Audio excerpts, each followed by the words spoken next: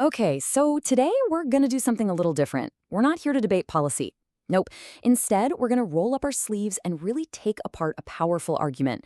We wanna see what makes it tick, what makes it so persuasive, but also where it might fall apart. It's all about learning to tell the difference between a rock-solid case and just a really, really good story. And that's a skill that's, well, more crucial than ever. So let's get into it. And we're starting with a real bombshell. Check this out.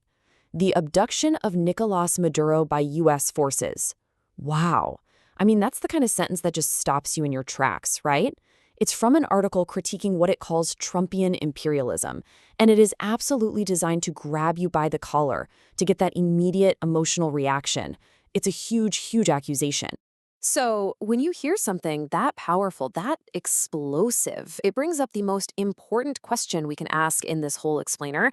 What's holding it up? Seriously, what is the foundation for a claim that big? That's always, always the first step. And that question leads us right into our first section here. We're going to dig in and look at the evidence, or, maybe the lack of evidence. We're going to see if this whole argument is built on solid rock or if it's really just a foundation of sand. And the main tool we're going to use for this is a classic, but it's a classic for a reason. Extraordinary claims require extraordinary evidence. It's just that simple. The bigger and crazier the claim, the more proof you better have to back it up. It's kind of the ultimate reality check, isn't it? And this is where it gets really interesting. On one side, you've got this absolutely massive, world-altering claim. And on the other side, the evidence offered is, well, it's imagery and someone's assertion. There's no mention of independent verification, no international investigation, nothing. And this is a huge red flag. The source critique puts it perfectly. Any real analysis just completely falls apart the second you start treating a disputed point like it's a proven fact. So, okay, if the foundation isn't made of hard, verifiable facts, what is it made of? Well, that's what we're going to look at next. Let's see how the argument shifts from building on facts to building on something else entirely: emotion. Just look at the words being used here: abduction, kidnapping, imperialist aggression. These aren't neutral, analytical words, are they? Not at all. They are very carefully chosen to make you feel something, to frame the entire story in a specific way and get an emotional gut punch. This is pure persuasion, not objective description. And there's actually a name for this technique, which the source critique calls moral theater. And it's such a great term, really. It's this idea that you're using language not to explain what's happening, but to tell the audience what to feel and who to hate. You're basically swapping out a detailed explanation for a shot of pure, righteous anger. And this table really breaks down that trade-off, doesn't it? Moral theater is super effective at telling you who the bad guy is, what you should feel about them, and what conclusion you should jump to. But look at what it leaves out.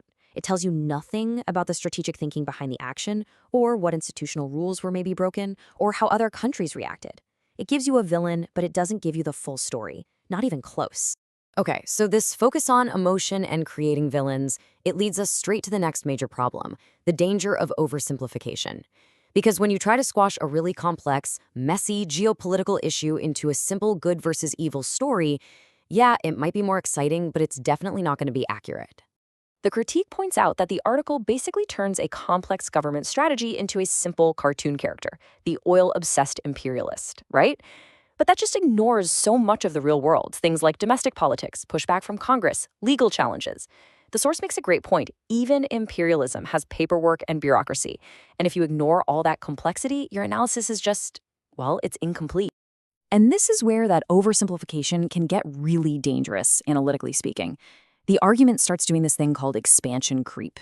It just lumps everything together. You've got Venezuela, Greenland, Canada, Iran, Gaza, all these completely different situations with their own unique contexts, and they're all just thrown into the same bucket labeled American madness. It's a classic case of conflating separate issues. Which brings us to this really killer line from the source critique: when everything is imperialism, nothing is explained. It just nails it. If you use the same label for everything, you're not explaining anything anymore. You lose all the nuance, all the important details that make each situation different. Your argument loses all its analytical power. All right, so we've looked at the facts, or lack of them. We've looked at the emotional language. We've looked at the oversimplification. So what's the final verdict here? What do we get when we put it all together?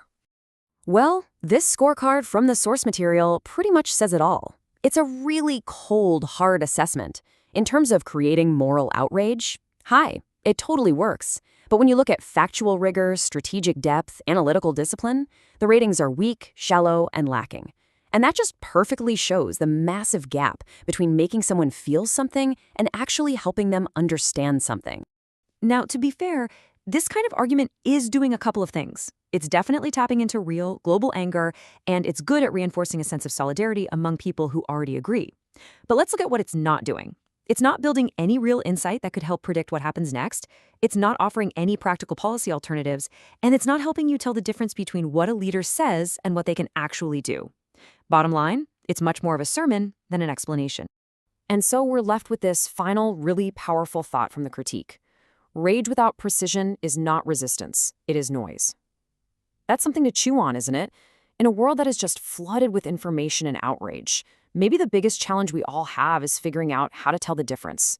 The difference between an argument that truly and effectively challenges power and one that just, adds to the noise. And that's a question worth asking about pretty much any powerful argument that comes our way.